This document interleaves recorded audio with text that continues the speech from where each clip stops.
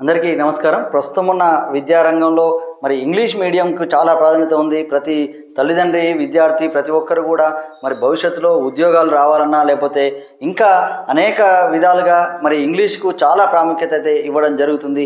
మరి English teaching అనేది మరి most of the teachers came from Telugu medium background. They are unable to speak English fluently with confident.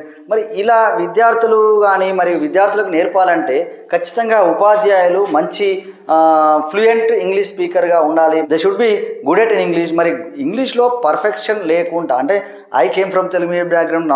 Still now I am unable to speak English fluently with confidence. That is the reason I can't teach English effectively. ఇప్పుడు English ఎఫెక్టివ్గా చెప్పలేకపోతున్నాము చాలామంది.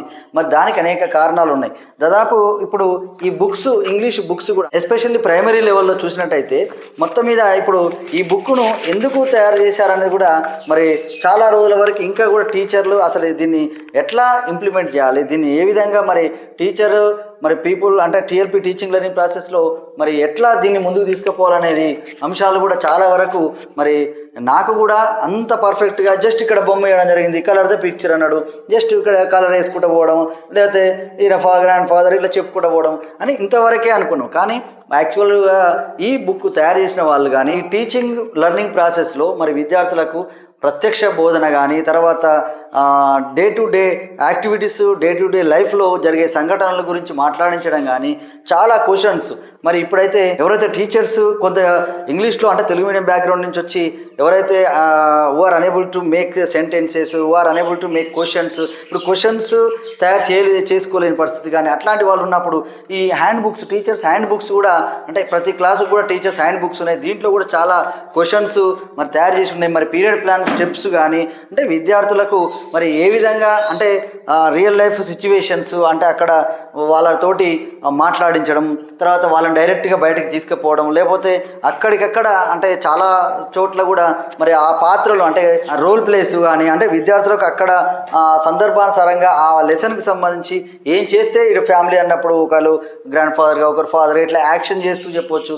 కానీ మరి విద్యార్థులు day to day లైఫ్లో ఎప్పుడు చూసినా class రూమ్లో, స్కూల్లో వచ్చినప్పుడు మరి టీచరు సందర్భానుసారంగా ఖచ్చితంగా ఇంగ్లీష్లో మాట్లాడాలి. తర్వాత ప్రత్యక్షంగా విద్యార్థులను ఆటలు ఆడించేటప్పుడు కానీ లేకపోతే వేరే వేరే సందర్భంలో why are you coming here, why did you come late yesterday, ఇట్లా ఏవైనా అని కొన్ని క్వశ్చన్లు వేయడం కానీ అక్కడ సందర్భానుసారంగా నిరంతరం విత్ యాక్షన్స్ తోటి కానీ ఇంకా మరి అనేక రకాల బోధనా విధానాలు అయితే ఉన్నాయి అవన్నీ కూడా మరి పాటిస్తూ ఇప్పుడు ఈ యూనిట్ అంటే ఇది ఓన్లీ ఈ బుక్ మొత్తం కూడా అంటే ఇది ఒక ఫస్ట్ క్లాస్ బుక్, ఒక అమ్ము మరి బిట్ అంటే ఒక స్పిరల్ స్టోరీ టోటల్గా అదే స్టోరీని కంటిన్యూషన్గా ఉంటుంది. మరి ఈ స్టోరీ కంటిన్యూషన్ని జస్ట్ నార్మల్గా మనం ఏ విధంగా దీన్ని ఇంటరాక్ట్ కావాలి విద్యార్థులతోటి, ఇది కూడా నేను అంటే నెక్స్ట్ వీడియోలలో కూడా కొద్దిగా చెప్పే ప్రయత్నమే చేస్తాను. అంటే నేను అయితే పర్ఫెక్ట్ ఏం కాదు, కాకుంటే నేను పాటిస్తున్న విధానాలు మరి ఖచ్చితంగా మీకైతే షేర్ చేస్తాను. అలాగే మీరు కూడా అంటే చాలా బెస్ట్ ప్రాక్టీసెస్ ఉన్నాయి, వాటి నుంచి కూడా ఖచ్చితంగా అందరూ కూడా నేర్చుకోవాల్సిన అవసరం ఉంది. అలాంటి బెస్ట్ ప్రాక్టీసెస్ ఉంటే అందరూ కూడా మరి షేర్ చేయాలని, అలాంటి బెస్ట్ ప్రాక్టీసెస్ను కూడా అందరూ కూడా ఇంప్లిమెంట్ చేస్తూ మరి ఇంగ్లీష్లో విద్యార్థి మాట్లాడేటట్టు, ఇంగ్లీష్లో విద్యార్థి రీడింగ్ చేసేటట్టు, మరి ఇంగ్లీష్లో విద్యార్థికి ఒక ఫ్లూయెన్సీ వచ్చేటట్టుగా మరి చేయాల్సిన అవసరం అయితే ఉంది. దానికి ఫస్ట్ టీచర్స్గా అందరూ కూడా పర్ఫెక్షన్ అయితే ఉండాలి. మరి టీచర్స్ అంటే ఇప్పుడు ఆన్లైన్లో కానీ లేకపోతే ఆఫ్లైన్లో కానీ ఏదో విధంగా ఖచ్చితంగా ఇంగ్లీషు నేర్చుకునే ప్రయత్నం అయితే ప్రతి టీచర్ అంటే ఇప్పుడు ప్రైవేట్ స్కూళ్ళలో కూడా బాగుందని ఏం లేదు. ప్రైవేట్ స్కూళ్ళలో కూడా చాలా వరకు స్టూడెంట్స్ 10th అయిపోయినాక కూడా నర్సరీ నుంచి 10th అయినా కానీ ఇంకా కూడా వాళ్ళకి just they can't speak English 1-2 minutes perfectly. కాబట్టి చాలా ఇబ్బందులు అయితే ఉన్నాయి. మరి విద్యారంగంలో మరి స్టాండర్డ్స్ అయితే చాలా తక్కువ ఉన్నాయి. ఇప్పుడు NAS టెస్ట్ కానీ ఇవన్నీ కూడా నేషనల్ అచీవ్మెంట్ సర్వే పేరుతోటి ఇప్పుడు మరి విద్యారంగంలో 3 yearsకి ఒకసారి స్టాండర్డ్ మెజర్మెంట్ కోసం మరి ఎగ్జామ్స్ అయితే నిర్వహిస్తుంది. ఈ విధంగా ఏ బుక్ని తీసినా కానీ ఇప్పుడు సెకండ్ క్లాస్ ఇంగ్లీష్ బుక్ ఇక్కడ కూడా ఒకటి జూ పార్క్ అంటే నీ పిల్లల్ని మామూలుగా జస్ట్ ఏదో జూ పార్క్ తీసుకుపోయినట్టు లేదా ఆ పాత్రలు మాస్కులు పెట్టి it is a tiger, it is an elephant, ఇప్పుడు elephant has long trunk, elephant is a big అని ఇప్పుడు ఒకరు ఇట్లా యాక్షన్ చేస్తూ లేకపోతే డైరెక్ట్ చెట్ల కాడ తీసుకుపోయడం అక్కడ ఏదో ఒక రియల్ లైఫ్ సిచ్యువేషన్స్ క్రియేట్ చేయడం. ఆ విధంగా క్లాస్ రూమ్లో కానీ బయట కానీ అక్కడ రియల్ లైఫ్ సిచ్యువేషన్స్ క్రియేట్ చేస్తూ నార్మల్గా మామూలు మన మాతృభాష ఎలా నేర్చుకుంటాం అంటే మన అవసరాలు అక్కడ సందర్భానుసారంగా ఆర్ యూ ఫీలింగ్ హంగ్రీ అని ఇప్పుడు పిల్లలకి ఆకలి అవుతుందన్న అట్లా అన్నట్టే ఆ విధంగా ఇంగ్లీష్లో కూడా అక్కడ సందర్భానుసారంగా మరి మాతృభాష అయితే ఏ విధంగా అయితే నేర్చుకుంటాడు. ఇప్పుడు సమస్య ఏంటంటే మాతృభాష నేర్చుకోవడానికి ఇంట్లో అమ్మ నాన్న మాట్లాడతారు, చుట్టూ వాళ్ళు పక్కల వాళ్ళు మాట్లాడతారు, అనే అవసరానికి కోసం మాట్లాడతాడు, ఇవన్నీ వస్తాయి. మరి ఇంగ్లీషు మరి ఆ విధంగా మరి అంటే ఏ లాంగ్వేజ్ అయినా మరి ఆ విధంగా నేర్చుకుంటే తొందరగా వస్తుంది. అలా నేర్చుకోవాలంటే మరి విద్యార్థి చుట్టుపక్కల మాట్లాడే వాళ్ళు ఎవరు లేరు, అమ్మ నాన్నలు మాట్లాడరు, మరి ఓన్లీ టీచరు. మరి టీచరు మరి ఎంతసేపు మాట్లాడతాడు, ఇంగ్లీష్ టీచరు కొద్దిసేపే మాట్లాడతాడు. మరి కాబట్టి అందరూ అన్ని సబ్జెక్టుల టీచర్స్ కూడా సందర్భానుసారంగా క్లాస్ రూమ్లో కానీ లేకపోతే బయట కానీ రియల్ లైఫ్ సిచ్యువేషన్స్ను అక్కడ క్రియేట్ చేస్తూ సందర్భానుసారంగా మనం ఇంగ్లీష్లో మరి కమ్యూనికేట్ అయితే చేయాల్సి ఉంటుంది. అలా చేయడం ద్వారానే జస్ట్ యానిమల్స్, బర్డ్స్, ఇక్కడ గ్రాండ్ ఫా, ఇట్లా పిడిసి, స్వీటీ అని జస్ట్ ఏదో ఒక అక్కడ ఉన్న real life situation, colours, I like red colour, red pen, blue pen, ఇట్లా మనం ఏదో విధంగా విద్యార్థులు మాట్లాడిస్తూ ఇవన్నీ స్టోరీస్ కానీ ఆ విద్యార్థి జస్ట్ సిద్ధు ఉంటాడు, వెళ్ళిపోతుంటాడు, ఊరికి పోతాడు, అంకుల్ వాళ్ళ ఇంటికి పోతాడు, ఇట్లా రియల్ లైఫ్ సిచ్యువేషన్స్ను కూడా మరి అందులోకి తీసుకెళ్ళి అక్కడ ఆ సందర్భానుసారంగా మరి ఎలా మాట్లాడతారో మరి అవన్నీ కూడా మాట్లాడించుకుంటూ పోతే కొద్దిగా మనం విద్యార్థులకు నేర్పిన వాళ్ళం అవుతాం. చుట్టూ ఉన్న సమాజం మాట్లాడితే ఇంకా ఈజీగా వస్తుంది. కాకుంటే మరి అలాంటి సమాజం అయితే ఇప్పటికీ ఇంకా క్రియేట్ కాలేదు. కాబట్టి టీచర్సే ఇప్పుడు కీ రోల్ పోషించాలి. విద్యార్థులను ఇంగ్లీష్లో మరి మాట్లాడించడం కానీ అంటే లాంగ్వేజ్ మరి ఖచ్చితంగా విద్యార్థికి రావాలంటే మరి టీచర్సే ఇప్పుడు చాలా శ్రమ పడాల్సి ఉంటుంది. దానికి సరే అక్కడ పీరియడ్ ప్లాన్ ప్రకారం కానీ తర్వాత అక్కడ మనకు స్టెప్స్ ఉన్నాయి.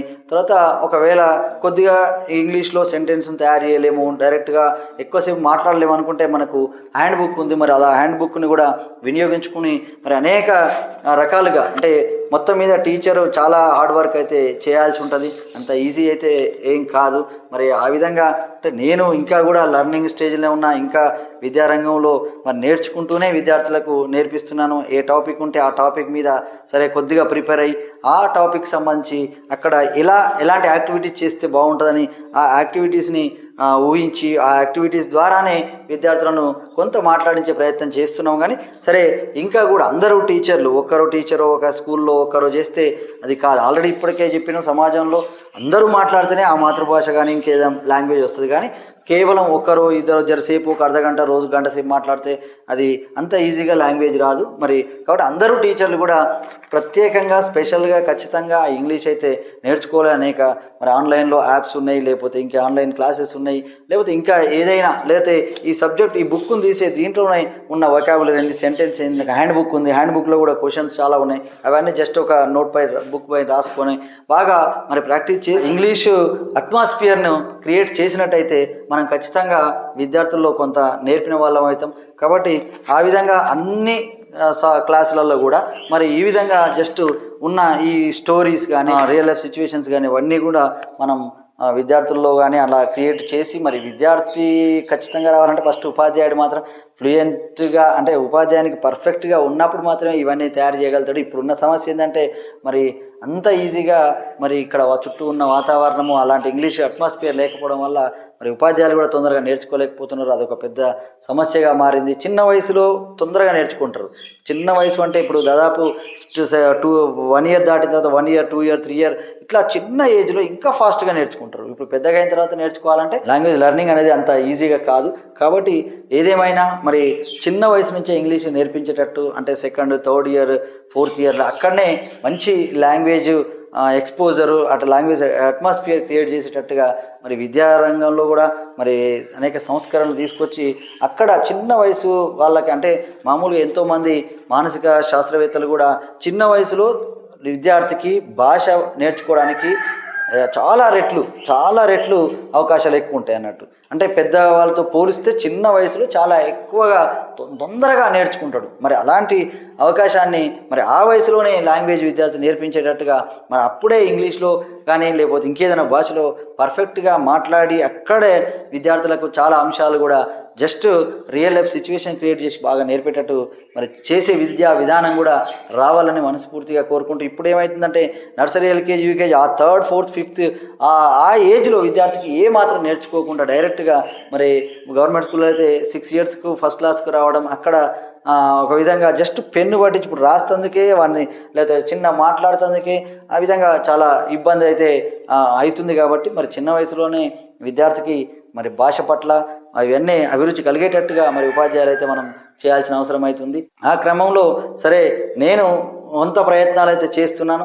ఇంకా కూడా నెక్స్ట్ వీడియోలలో కూడా మరి ఏ విధంగా ఈ టెక్స్ట్ బుక్స్ని ఎట్లా మనం చెప్పాలి, ఏ విధంగా చేయాలి, ఇంకా మీరు కూడా మీ నుంచి కూడా బెస్ట్ ప్రాక్టీసెస్ కూడా నేను ఖచ్చితంగా ఆహ్వానిస్తూ మీ అందరికీ ఆల్ ది బెస్ట్. ఓకే, ఈ వీడియో కనుక మీకు నచ్చినట్లయితే లైక్, షేర్ మరియు కామెంట్ చేయండి. మరిన్ని వీడియోస్ కోసం మా ఛానల్ని సబ్స్క్రైబ్ చేసుకోండి.